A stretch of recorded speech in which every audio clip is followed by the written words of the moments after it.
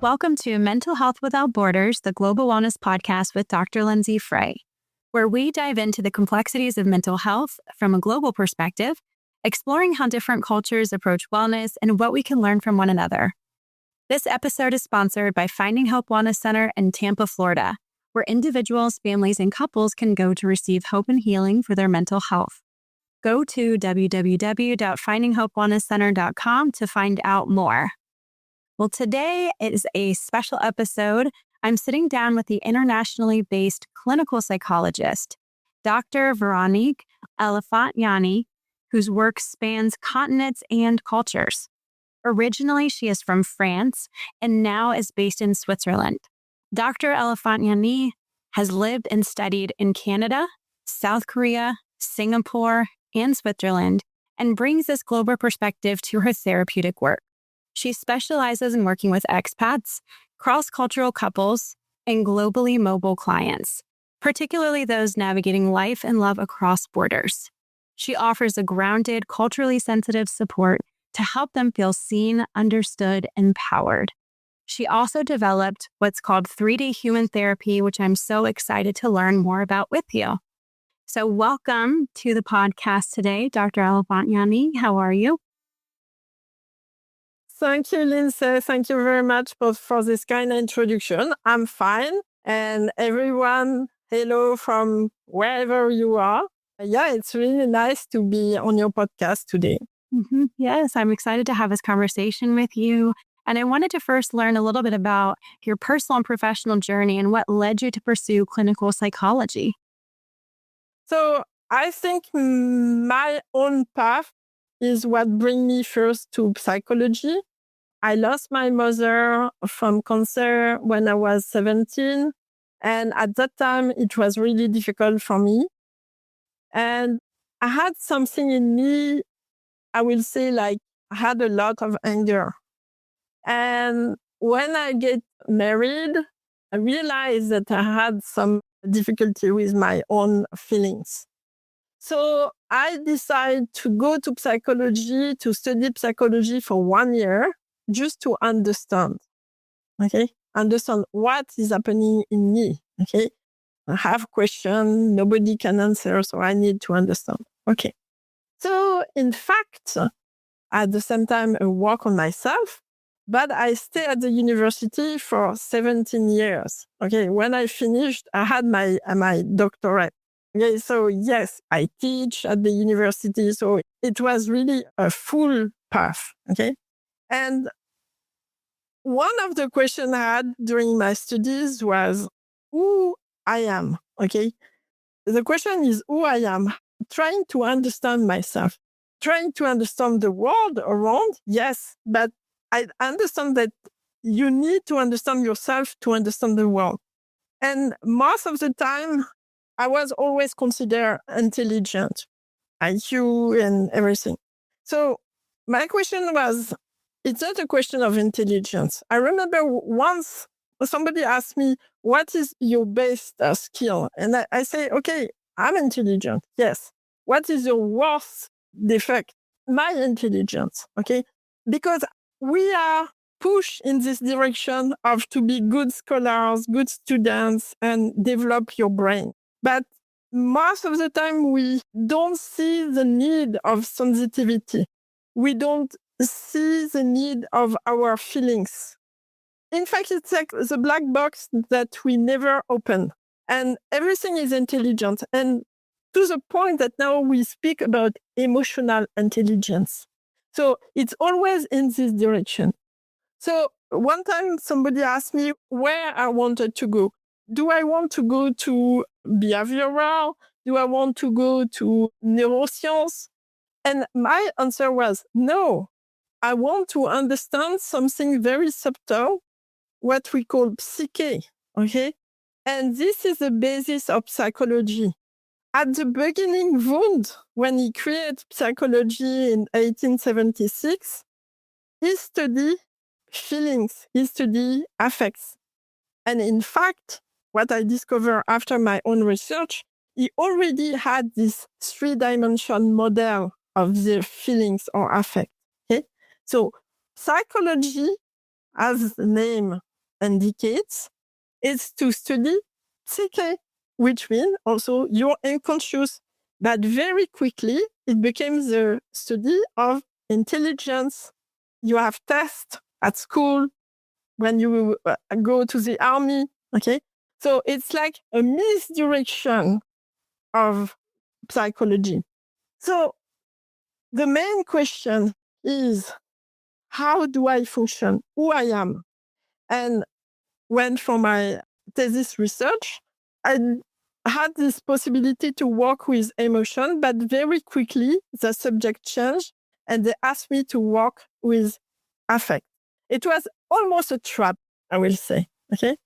But in fact, I love it a lot, okay? Because through this small keyhole, I discover something I never imagined, okay?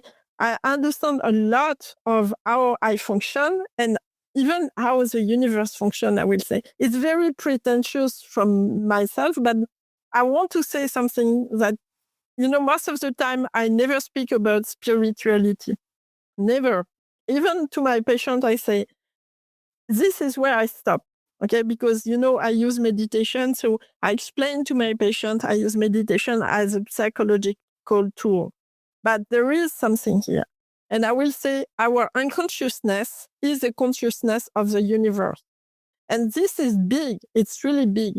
But if you come back to the factual of your own life, you have to understand how you function. So this is my own path. But it's also the path that I invite my patients to follow with me, because now I know the path and I want to show them how they can help themselves and understand themselves, how they function and who they are. I discover something that we live every day, every second, but we ignore completely. And this is affect. So affect is like the atomic brick of our life. I explain. Every 250 milliseconds, you have an affect. And in fact, it's really the only thing you have, an affect. It tells you if you are in a good or in a bad situation. In the evolution, it comes very early. Because in every situation, you want to know if you are in a good position or a bad situation. Okay, you want to know if your survival is in question. So this affect resume all the stimuli that come to you from outside or inside. Okay, it resume all those stimuli in no time. That means it works in quantum physics. No time, millions of information coming, resume in this affect. This affect is expressed in your body through the 3 dimensions of tension, activation, and proto-representation, which is a belly feeling of well-being or malaise, which is proto-representation because it gives us the first concept of it's good or it's bad. And this first concept is attached to every concept because every concept has the connotation of good or bad. All these systems work with our first brain, which is our gut brain. And when we are born, the gut brain is fully functional. And quantum means we are present in the now, okay, present time. Then you have your head brain. Head brain is thinking space. When we are born, we have a pre-program. So for example, we recognize faces. Even we don't know that people exist outside of ourselves because we are all power and invent the world ongoing with our growth, okay? But we develop our concept. But it's not fully functional. But the gut brain is fully functional, able to tell you if you are in a good or in a bad situation. Your true self, which is your living energy, okay? The quanta of energy you have when you are born, okay, is also in your feeling space. And what happens for most people when they grow up is, for any reason, that I could explain also. They cut the bridge between their feeling space and their thinking space, which means their two brains doesn't work in synergy anymore, and they have a kind of internal conflict. At the same time, if you cut the bridge between your two brains, the flow of vital energy doesn't come up so easily because you cut the bridge. So what kind of situation can bring you to cut the bridge? Most of what I see in my patients is the fact that they did not receive their quanta of unconditional love. I will try to explain this. Our parents, and especially our mother or the caregiver from the very beginning, okay, is maybe not mentally available. Maybe she's struggling with work or with her partner or because she's too tired or anything.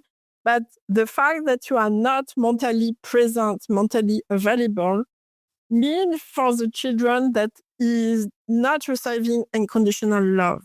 It's not because of the mother, it's not because of the child, but it's more of the meeting of both. And I want to say that most of the human population is in this situation. When I say most, I want to say 70 to 90%. Okay, so a lot, very lot. Okay, so what happened in this situation? The child has this impression of his survival is in question. So he has a big anger. But at the same time, he cannot express his anger. Why? Because has his all power, he will destroy the world and kill his caregiver. So he will not be able to survive. So internalize the anger. And when he grows up, it's like you have the monster anger inside. So you need to keep control, otherwise you will be overwhelmed and you don't know what happened, but you are very afraid of what could happen with the monster anger inside. So one of the things you do is cut the bridge. So you push the monster anger deep down, trying to live in your head, okay, where you can keep control. But this monster anger and the fact that you cut the bridge result in the fact that you cut the bridge with your vital energy.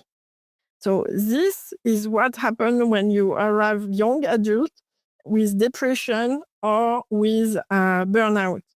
A depression is a depletion of energy. No more motivation because you don't have this élan vital, okay, this vital energy coming up. Okay, burnout is you give everything you had, you have no more.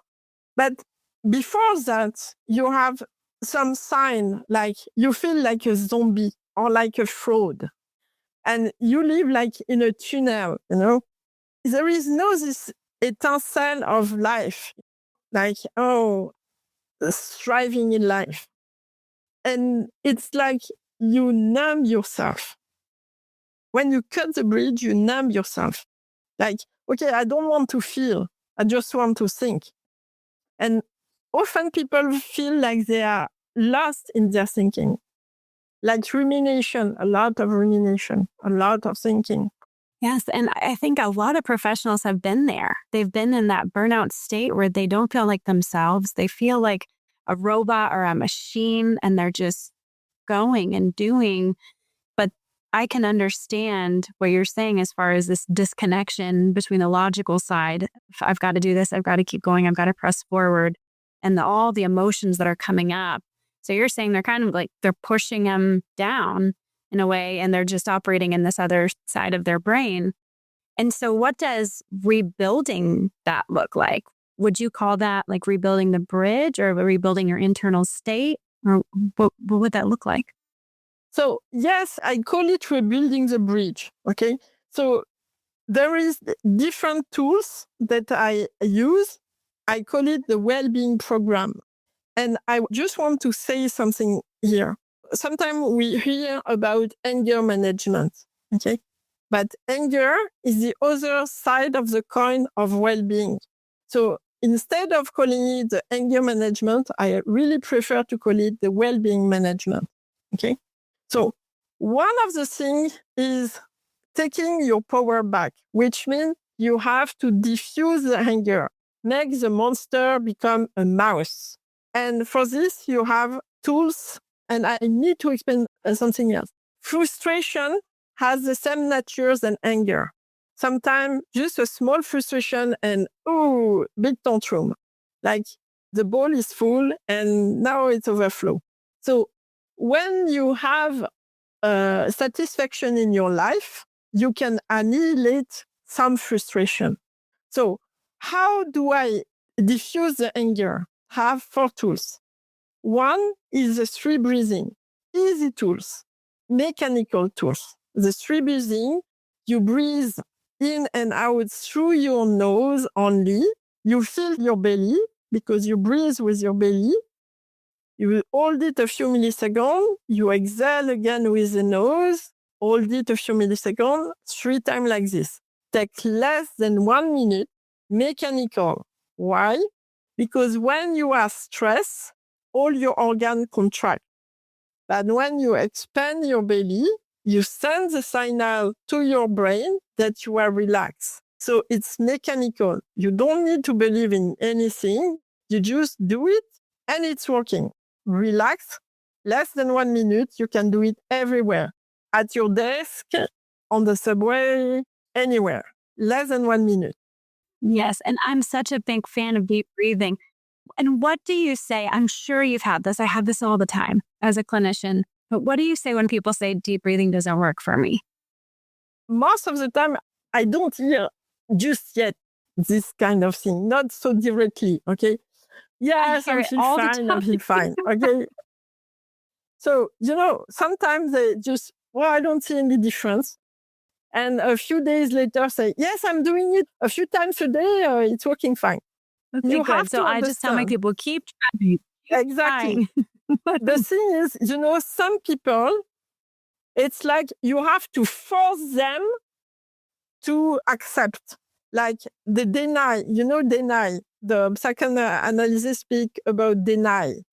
The fact that, no, everything is fine. I have no anger. I'm sad, but I have no anger. Yes. A few days later, I'm very angry against my husband. Every time I speak, he doesn't listen. So sometimes you have to be patient and repeat again and again, but at the end, you get where you need to be and you can help people to help themselves. You have to understand some people, they're very used to sabotage. I explained this also. But okay, so first, the 3 breathing. The second tool is having a small pleasure every day. A small pleasure can be a cup of tea, cup of coffee, speaking on the phone with a friend for a few minutes, anything, ice cream, anything. But the thing is, you have to appreciate it, not just drink your coffee, appreciate it, meaning take the time to appreciate. Like for the 3 breathing, you have to be present now. So it's a way to come back to the now. The third tool is what I call the green walk. Green walk means walking in nature at least half an hour, if possible every day, but at least twice a week. Walking in nature is not watching your phone or speaking with your friend on the phone. It's just being present and watching, observing what is around you. Again, being present. You know how the green is important for us. Even fed green, but green is really important. Japanese people speak about forest bath. And recently I read an article saying that even walking under trees, they were speaking about pine forest, is good to help you against cancer. Just to say how deeply it's important for us to walk in nature. So some of my patients, they live on boats. Okay, so walking on the beach is also good. Just to say nature is important for us. That means being present. And the last tool, and really the very important tools, is 20-minute meditation every day. Why meditation? When you do meditation, you put the 3 dimension of affect as low as possible. You don't move, no activation. You relax, no tension. You let your thinking dry, so no proto-representation. So you go deep down in your feeling space. And there you can rebuke your feelings, your affect system, and you can diffuse the anger. Your true self is always joyful and serene. After meditation, the first thing you feel is you are relaxed and serene, because being there as your true self is what pushes you to go on. If it was not the case, many more people will jump from the bridge. This idea of tomorrow will be better, of hope, is the nature of your true self. So what happens when you diffuse your anger? The monster becomes a mouse and you can face your anger. That means you can see it, you can express it. Psychology, okay, what we do, we speak. That means we put out what is inside. When you speak something, you put it out. So it doesn't manipulate you from inside. The only thing saying, I'm angry right now, or I feel anger, help you to manage your anger. Okay? Because you recognize it. So you take the power. It's not the anger inside you who has the power and can manipulate you from inside. So only this is already very important. So the second act of the model is the fact that when we have the monster anger inside us, we feel we are bad people. So if we are bad people, okay, we are not worthy. So we don't deserve anything good. So we are able to buy gifts for other people, but generally not for us. No, good things are not for us. And at the same thing, we sabotage everything in our life. So if you are happy, something bad will happen. Anytime, anything positive is never for us. We sabotage everything. Rumination is a good form of sabotage. You are living something positive, yeah, but something bad will happen. Oh, no. Sabotage. It's true that naturally, the first thing coming to mind is always the worst. Okay? Because it's always a survival mechanism. You imagine the worst situation and just to prevent it. But at one point, it's really become a sabotage mechanism. You cannot enjoy anything. Every time, whoops, something bad will happen. Okay? Auto-sabotage.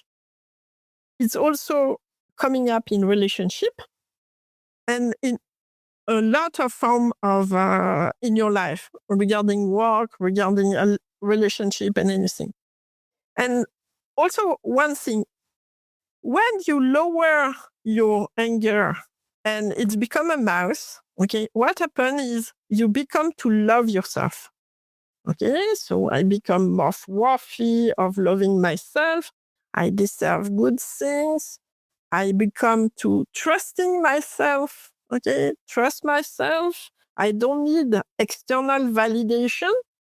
My opinion is good. I can take information, but my opinion is good. And we finalize this with confidence, self-confidence. And we happen to be at the position of psychological independence, which is maturity. So it's really a path well defined that my patient can follow and they know where they are. And in fact, when we are at the end, okay, self-confidence, your patient and you, at the same time, you know when the therapy is finished. That's really good. It's such a different way to think about it because clinical psychologist, I do evaluations and diagnosis comes with a lot of those evaluations. And I know you've taken a little bit more of a controversial stance around things like antidepressants or even like labels or diagnoses, which I can also respect the differences in how other people see and feel about it too. So can you share a little bit more about that? Why you think this is a better approach to healing than taking an antidepressant or having a diagnostic label that's problematic that you're working through? Okay, labels put people in boxes.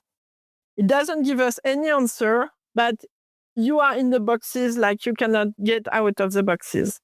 I will say maybe it could be useful between professionals to speak about something, but I'm not even sure. But the thing is, functioning as a psychologist, I'm not a psychiatrist. I don't look for symptoms. I don't look for problems. I look for functioning. What is good, what is not, and how we can make it flow again. But labels, okay, it's like everything is stopped. Functioning is not a state, it's a flow. When you try to see a functioning, you can help the person, okay, it's fluid. But if you put it in a box, the person is stuck. And it's even worse if the person believes the reason of the box is good. And on top of it, there is a lot of misdiagnosis. I had some patients, young men who came to me saying, oh, I'm an autist. Social life, work. No, you're not. So stop, okay? Autist, you can put all the human population in, it's so large. So we have to be careful because this label will follow the person maybe all her life, okay? And can do a lot of damage. So we have to be truly careful. There is one thing I believe is the type of personality. The type of personality, you can manage it, you cannot change it. Because I think there is some critical period where this happens and it's structured like this. Okay? But even if you have a type of personality, you can manage it. One example. Today, I see a lot of papers or even posts on social media about narcissists. I want to say all the narcissists are not perverse narcissists. Narcissists are very common in the population. I will say maybe all the firstborn, okay? All those young people who succeed at the university, most of them, they're narcissists. Doesn't make them perverse narcissists. One time, a narcissist chooses to be a good person. Perverse narcissists, they don't have this problem. They can be bad people. They don't care. Manipulating people is what perverse narcissists do for their own advantage. Narcissists, they want to be good people, okay? So they want their parents to be proud of them, which is completely different. So we have to be careful here. And also sometimes we speak about neurotico-normal. I don't think neurotic are normal. I think borderline are normal because borderline is the big statistics in the population, not neurotico-normal, not psychotic. So borderline is the norm. And in fact, borderline is between not enough imagination or too much imagination, which is the case for most people, okay? One time we have a lot of imagination and one time we will be very conformist. We move between this and this, which is the situation of borderline people. There is a lot of things that have changed with time, never in the good direction. A lot of things have shifted. I'm sure you've seen the shifts too, just in years that you've been practicing as well. Yes, absolutely. Because when I begin, Ritalin was, no, we will never give this to people, to young people. Okay. And when I left in Geneva, it was, yes, Ritalin, all you want. Okay, let's go. So yes, I see a change, but I want also to say that during the COVID crisis we went through the last few years, a lot of people opened their eyes about there is something dysfunctional in the medical professionals, okay?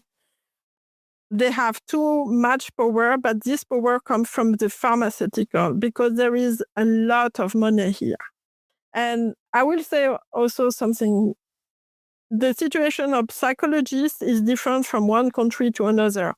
But psychologists have always a better situation in country where they can prescribe medication. When they cannot prescribe, they put on the side, and the psychotherapy, which is a lucrative market, is given to medical doctors, which can prescribe. Who can prescribe? The situation of label and diagnosis and which direction is going from psychology is also a side effect of the power of the pharmaceutical. We saw it during the COVID crisis, and we saw also how perverse it was, okay? We went through a psychological war, okay? Propaganda, pushing people to get the injection. And now we know all the terrible effects that the injection give to people, okay? But this war is not finished, okay? This war is not finished. And I do believe that psychology has a role to play because psychology can free people, which means they can bring people to a point where they are psychologically independent. And this is freedom. If you are at this point, you can see propaganda for what it is, propaganda. Because you can make your own opinion, you are looking for information, but it's more difficult to brainwash you. You don't need validation. People who need validation are in a very difficult position because they can easily be manipulated. So the fact that most of the people and the fact that you bring more and more people to this position of psychologically independent, it's like you move the general population from the malaise side, okay? Be afraid, be very afraid. We need you to be afraid so we can manipulate you, to the other side of well-being, okay? And I will say the most important thing here is to be able to make the difference between two levels, your life, everyday life, okay? Close your TV and you live even better, okay? And the world situation. It's not to ignore the world situation, but you don't need to be stressed and brainwashed and anxious every day, every second of your life. Doesn't help anything. If you want to help, okay, be mature. Work on yourself. Okay, take responsibility for your health. Don't expect the doctor coming from God to give you the solution. But as a psychologist, and I think you have the same situation often, is I don't have a magic wand. If you want to change, you have to work on yourself. You have to be an active subject.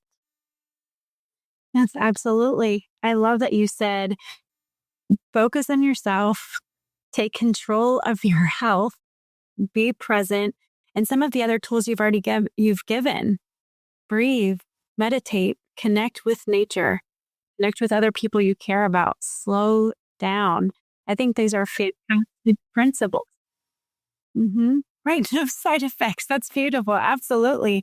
And so, as we kind of finish up, there's so much more I wish I could talk to you about, and I would love to have you back on again. But if someone has been labeled or they feel misunderstood, or they even feel maybe boxed in by some of the traditional methods that they've tried over and over, what words of encouragement would you give to them today? The first thing is what I said before. Take responsibility for your health. Don't delegate. Okay, nobody will care about you more than you do. Even your family can give you good advice. When you are depressed, move, try to do something, go out. No, it doesn't work. If you don't take care of yourself, nobody will do it for you. Not even your psychotherapist. I hold the map, but I cannot change for you. Okay, I can try to motivate you, but you still do the work. Yes, absolutely. And so that's fantastic. Sorry, were you going to say something else? And I want to say something. You have the right to be selfish, to be happy. Because happiness is the only thing you offer to other people. When we are born, objects don't exist. Only the social link. When you are happy, you radiate happiness around you. And this is really something you can offer to other people. When you are depressed, burnout, sad, angry, all you give to other people is negative vibe. So you have the right to be selfish, to be happy, because it is the biggest altruism. So a lot of mothers, for example, who are almost burned out because it's difficult to take care of small children, think about yourself if you want to help them. Like on the plane, put your mask first and put the mask on the child later. This is the same. If you are overtired, how can you be present for your child? Not possible. So you have to take care of yourself. Couple, same thing. You want to be good parents? First, be a good couple. Work as a team. Okay? Resentment in the couple is killing couples. And I say that all the time. It's such a great example to use. Put the mask on first before you put it on others. How can we be there for them? We can't be there for themselves. How can we model health to our kiddos so that they can be healthy versus telling them and then we're not being healthy and well ourselves? So we are their first models of so many different things that they're going to see and experience in the world. So if we're not healthy and well, what are they learning from us? And so I think that's really, really helpful and really, really good information that people can take with them. And so lastly, how can listeners connect with your work and where they can find your free guide? Because you have a free guide that's called 3D Human Therapy, a user guide to who you are. And I know that after listening, people are going to want to find that. So if you can let me know that, and we can also put it in the show notes as well. So you can download the guide freely from the website www.psychologyexpert.online straight 3D form. So if you go on this website, you can download the PDF of this small book, which is a practical book. This book tells you how to use the tools, what are the tools, okay, and how it can help you. If you use the tools, you can help yourself even without a psychotherapist. Later, when you use it, or if you feel you have more reason, like old trauma situation you need to resolve and everything, you can, of course, go to a psychotherapist. But already, if you use the tools, you can help yourself. And this is really important to understand how you function and spread the word around you. I agree. And I think that you giving access for people to be able to help themselves is a very kind and considerate thing to do. And something that I'm hoping that people will gain from the podcast, that of course it's important to seek help. We should be able to seek help whenever we need the help and support. But there are so many things we can do on our own. You can start doing these things literally tomorrow to start shifting and changing things in your life. Not they can tomorrow, go and they can download today. it today. Today. Right, today. I like that. Today. I was thinking, download it today. Today. But Nothing better than the present time. Nothing better than the present time. Instead of saying there's no therapist available, we've got waitlists. And I know there's a lot of that, and that is true, but there are things you can start doing today to help your mental health and well-being. And if you do care about yourself, then let's start taking those steps, those action steps. So thank you so much for sharing your wisdom and your guidance. I'm excited to download it myself and be able to share it with my team here at Finding Hope, and certainly clients too. And so I appreciate the work you've done. There's just been so much work that you've done to put this together. There's so much experience that you're bringing to the table as well from being able to see clients and live life in so many different spaces and places. And so thank you so much for joining me today. I really You are appreciate your welcome. time. You I are appreciate welcome. your expertise. All of the Thank you tips very that people much. got were just so big. Yes, absolutely. So thank you to listeners for joining us on Mental Health Without Borders. This has been a very special and unique conversation that we've had today, and I hope that you found some valuable insights to take with you. Remember that no matter where you are in the world or where you come from, your mental wellness truly matters. No matter the challenges or distance, we are on this journey together. So be kind to yourself, and I look forward to connecting with you next time on Mental Health Without Borders.